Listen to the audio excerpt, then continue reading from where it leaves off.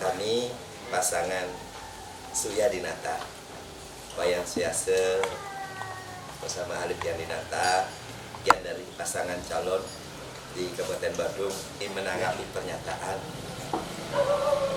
seorang figur yang karismatik di Badung yang kami juga sangat hormati tentang menyangkut program kami dalam visi dan misi yang ada 1 miliar per banyak adat. Nah, mohon maaf, ini memang perlu kami jelaskan tentang visi misi kami. Bagaimanapun kami ingin masyarakat Kerama Badung tentunya menilai sejauh mana ke depannya setelah tentunya kami diberi kepercayaan oleh masyarakat Badung menjadi bupati dan wakil bupati. Baik soal program bantuan 1 miliar per banyak adat tentunya oleh pasangan kami. Pertama, kami menyampaikan apresiasi dan rasa terima kasih yang tinggi pada tokoh karismatik Kabupaten Badung. Ya, sekali lagi, tokoh karismatik yang kami simpatikan, yang telah merespon program kerja kami berupa bantuan kepada Banjar adat se-Kabupaten Badung sebesar 1 miliar per tahun anggaran. Respon ini sebagai indikasi rasa tanggung jawab beliau agar pemerintah Kabupaten Badung dapat dilanjutkan ke depan lebih baik lagi. Respon itu juga pertanda kepedulian beliau yang tinggi kepada pasangan calon Surya Dinata. Dalam tanggapan yang terekspos di media sosial, tokoh karismatik yang kami segani setidaknya menyampaikan 2 hal. Pertama, apakah boleh tiba 1 miliar berturut-turut? Nah, diikuti dengan kalimat melajah nak malu. Nah, yang kedua, apakah DPRD akan setuju dengan program ini? Nah, inilah yang intinya, sekali lagi, karena menyangkut visi misi, kami ingin menjelaskan karena bagian dari apa langkah-langkah kami ke depan yang tentunya dicerna oleh masyarakat Kerama Badung. 1, pernyataan tersebut kurang lengkap. Beliau menyatakan tiap Banjar adat akan mendapat hibah 1 miliar per tahun anggaran. Namun program kami tidak hanya Banjar adat yang mendapat anggaran 1 miliar per tahun anggaran. Desa adat pun, sekali lagi, desa adat pun di Kabupaten Badung kami akan berikan anggaran 2 miliar per tahun anggaran selama kami menjabat. Itu tambahan. Di samping 1 Banjar adat, desa adat se-Badung kita berikan 2 miliar per tahun. Nah, kedua, menyangkut hal tersebut didasari atas Peraturan Menteri Dalam Negeri Permendagri nomor 99 tahun 2019 tentang perubahan kelima atas Peraturan Menteri Dalam Negeri nomor 32 tahun 2011 tentang pedoman pemberian hibah dan bantuan sosial yang bersumber dari anggaran pendapatan dan belanja daerah. Pada pasal 4 ayat 4 huruf C menyatakan bahwa pemberian hibah sebagaimana dimaksud pada ayat 1 memenuhi kriteria paling sedikit huruf C bersifat wajib, tidak mengikat, atau tidak secara terus-menerus setiap tahun anggaran sesuai dengan kemampuan keuangan daerah, kecuali, sekali lagi, ada tidak terus-menerusnya, tidak ada kecuali ditentukan lain oleh peraturan perundang-undangan. Kami ingin memberi penegasan pernyataan beliau yang menyatakan hibah tak diberikan terus-menerus adalah keliru. Karena Permendagri membolehkan pemberian hibah terus-menerus sepanjang ditentukan lain dalam peraturan perundang-undangan. 3. Peraturan Bupati nomor 8 tahun 2022 tentang tata cara penganggaran, pelaksanaan dan penata usahaan, pertanggungjawaban dan pelaporan serta monitoring dan evaluasi hibah dan bantuan sosial pasal 3 ayat 3 menyatakan sebagai berikut. Pemberian hibah sebagaimana dimaksud ayat 1 memenuhi kriteria paling sedikit A. peruntukannya secara spesifik telah ditetapkan. B. Bersifat tidak wajib, tidak mengikat. C. Tidak terus-menerus setiap tahun anggaran kecuali kepada pemerintah pusat, Palang Merah daerah, Palang Merah Indonesia daerah, Pramuka daerah, Komite Olahraga Nasional daerah, Korpri daerah, Badan Narkotika daerah, partai politik, dan atau 8 ini penting, ditentukan lain oleh peraturan perundang-undangan. Itu yang tidak terus-menerus setiap tahun anggaran kecuali kepada, ada klausul nomor 8, ditentukan lain oleh peraturan perundang-undangan. 4. Peraturan Bupati nomor 8 tahun 2022 yang ditandatangani oleh Bupati Badung telah mematahkan atau membantah pernyataan beliau itu sendiri bahwa hibah tak boleh diberikan secara terus-menerus. Faktanya ada 7 lembaga yang boleh terus-menerus menerima hibah tiap tahun dari Pemkab Badung. Dan pasal 3 ayat 3 angka 8 Perbub 8 2022 memberi ruang kepada desa adat dan garing atau banjar adat juga bisa menerima hibah tiap tahun. Itu terpenting. 5.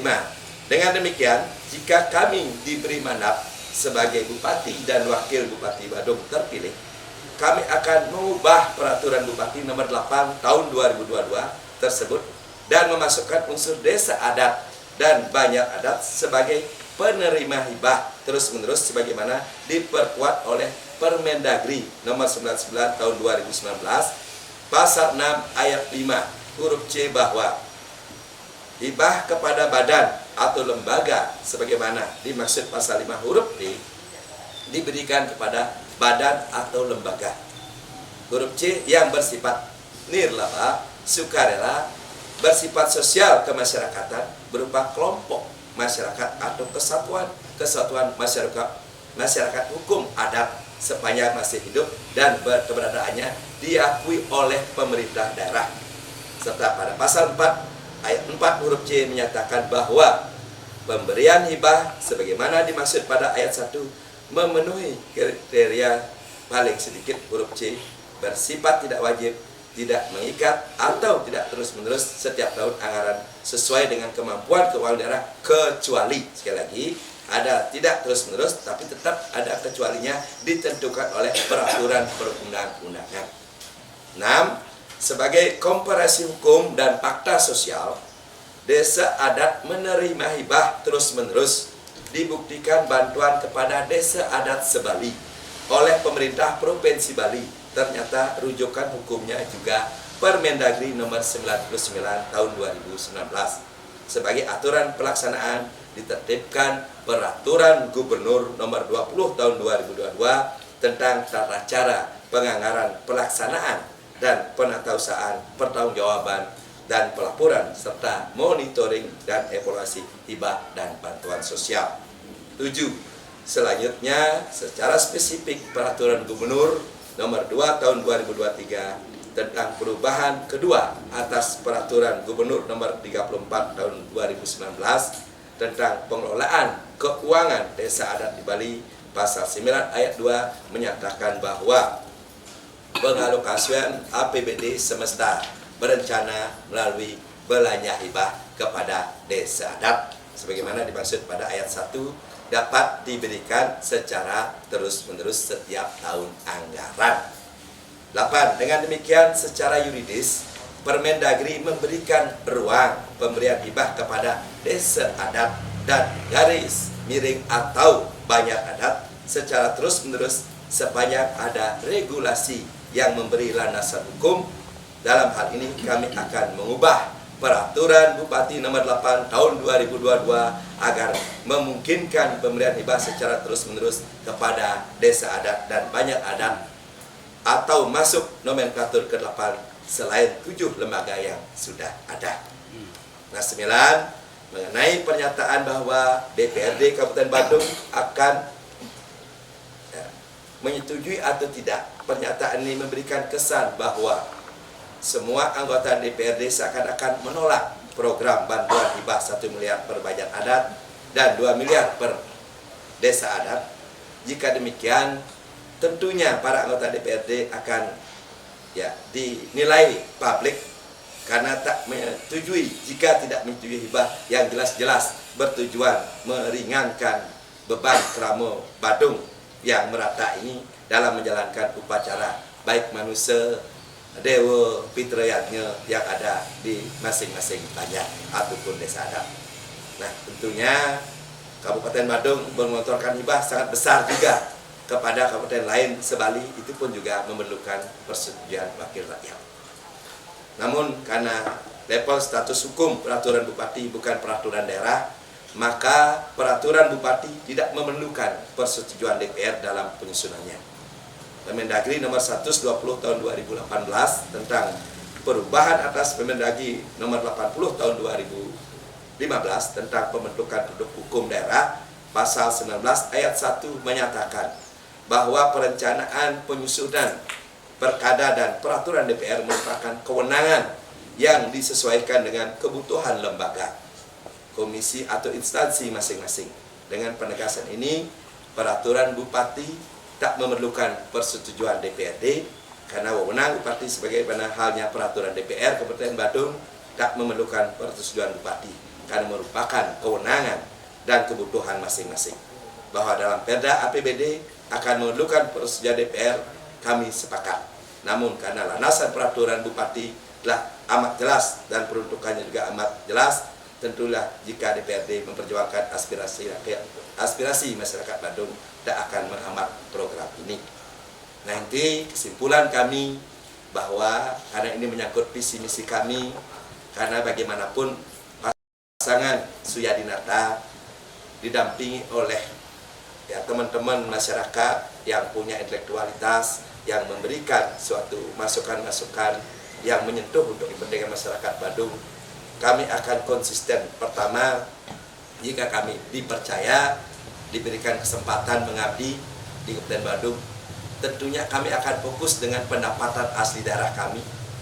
Sekali lagi, pendapatan asli daerah yang terkandung di dalam APBD itu merupakan Perda APBD yang sudah real harus dilakukan dan dilaksanakan.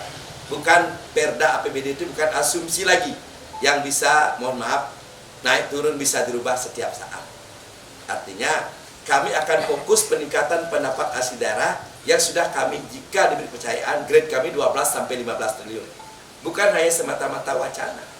Kami akan mencari betul-betul solusi bagaimana caranya. Perpek bicara 12 sampai 15 triliun pendapatan asli daerah.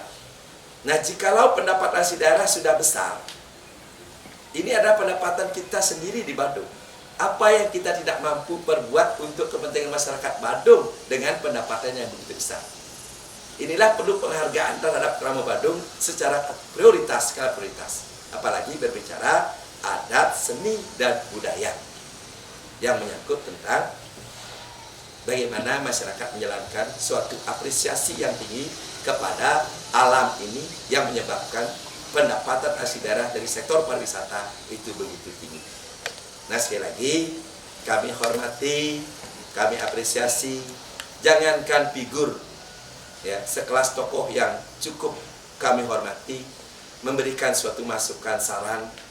Kami bagian dari manusia yang tak luput dari kekeliruan. Kami masih perlu proses pembelajaran.